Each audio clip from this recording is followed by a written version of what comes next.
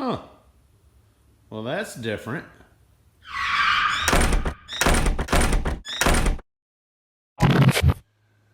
So the body drop on the stupid truck's moving right along, but there came a point where I needed to check the clearance between the bell housing and the transmission tunnel, which means I needed to put the cab back on the frame, which is pretty convenient because that frees up some floor space for that. Now, my wife is my best friend on this entire planet, but outside of her, there's maybe 3 other people that would be willing to move heaven and hell in order to help me out in the event that I needed it. And when the G unit shows up and says, "Hey, can you make a custom modification to my motorcycle?" you don't say no. We're talking about the guy that spent 8 hours polishing these rims, putting a gold line shine on them for me. So we're gonna make a motorcycle modification. All right, so Greg's got a good looking bike here, but what he doesn't like is how the cargo box on the back of the bike sits up and looks like it's floating. So he wants to bring that cargo box down about 2 inches so that the cushion on the front of the box meets the cushion on the rear of the seat. And hopefully in the process, that'll keep that box from looking quite so much like it's floating over the bike. Most of this work is going to be done with the brackets on the bike because that's going to make it a lot easier to make sure that everything's lined up and sitting exactly where it needs to be. There will come a point where the brackets are going to have to come off the bike, but for now, we're going to get started like it is.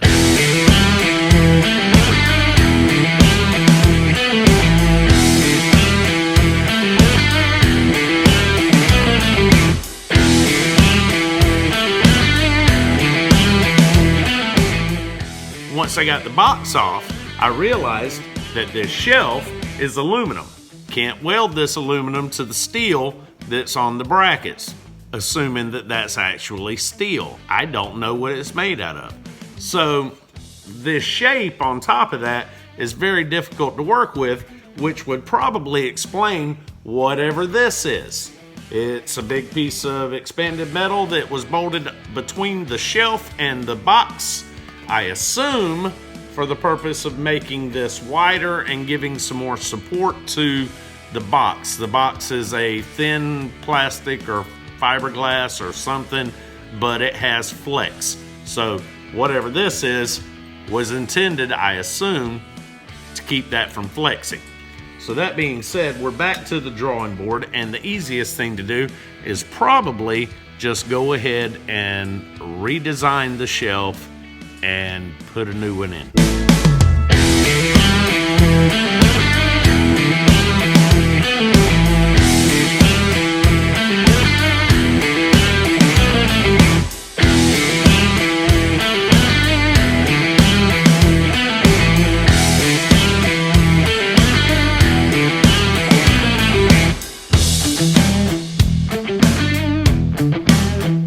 If you're making YouTube videos, check your background before you push record.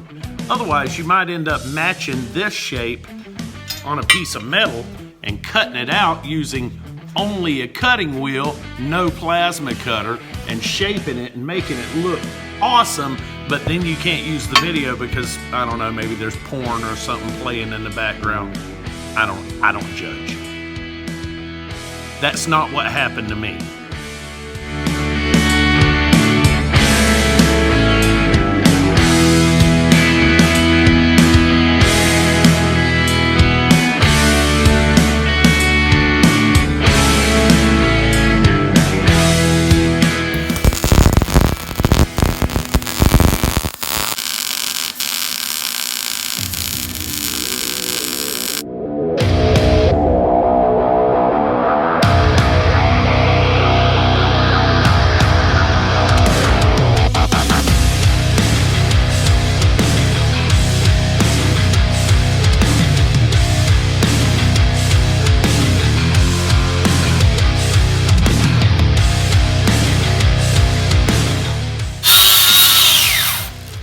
Daddy always said if you got to use a grinder to clean up your welds, that makes you a grinder, not a welder.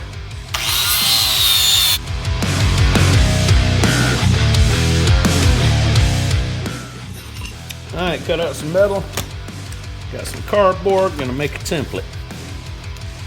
Then we're gonna draw out what we're looking to do on the bike.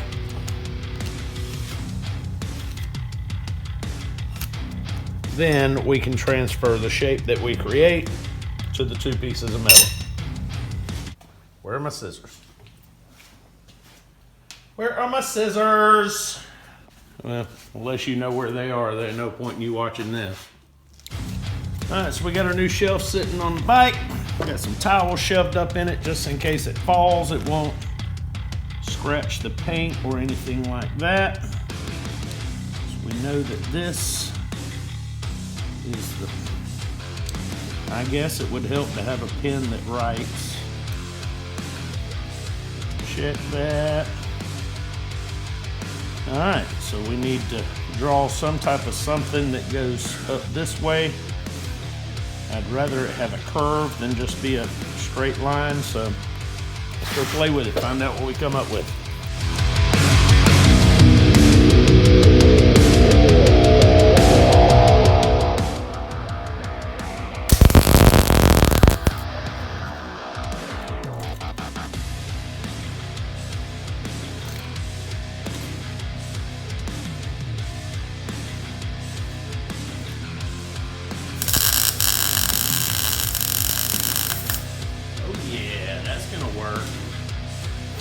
Yeah, baby.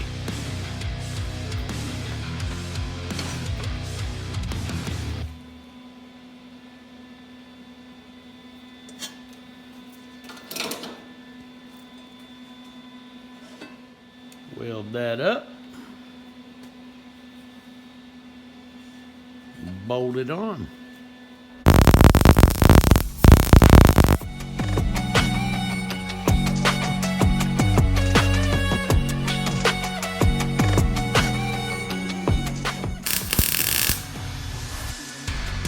Don't be judging my welds.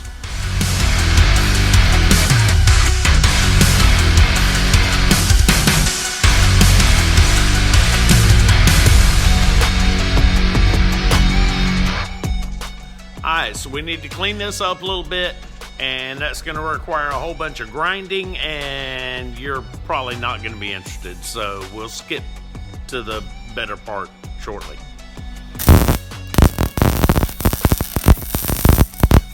I don't think that turned out too bad.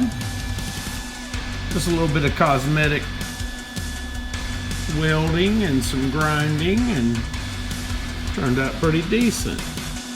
Went in and put a end cap on it on the front side, which nobody will see. Kind of sucks. This whole thing is gonna get covered up by that cargo box, so nobody's gonna see all this work. But I'll know that it was done right. So I guess that's good enough. Here's our plate. We got to mount the box to it, and I want the box to be adjustable because the backrest for the seat is mounted on the box, so I want it to be able to slide forward and backward, and that's going to require cutting some slots in it, and that's where we're at right now.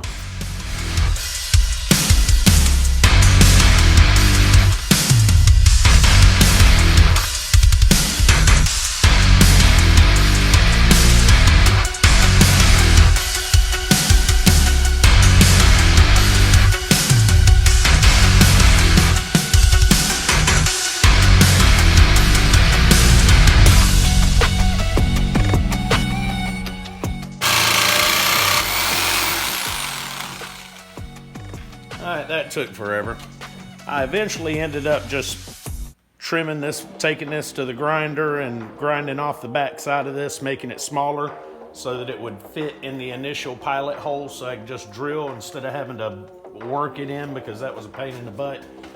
And considering how much time went into this, if these slots don't match that box will get drilled out with new holes.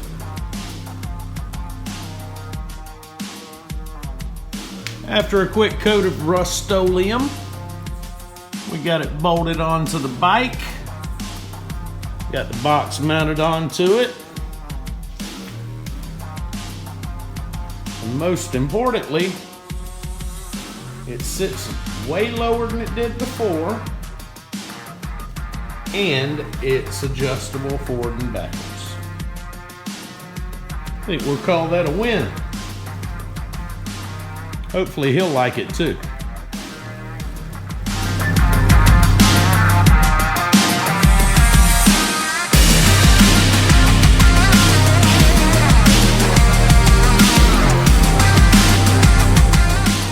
And now I guess we can get back on the body drop.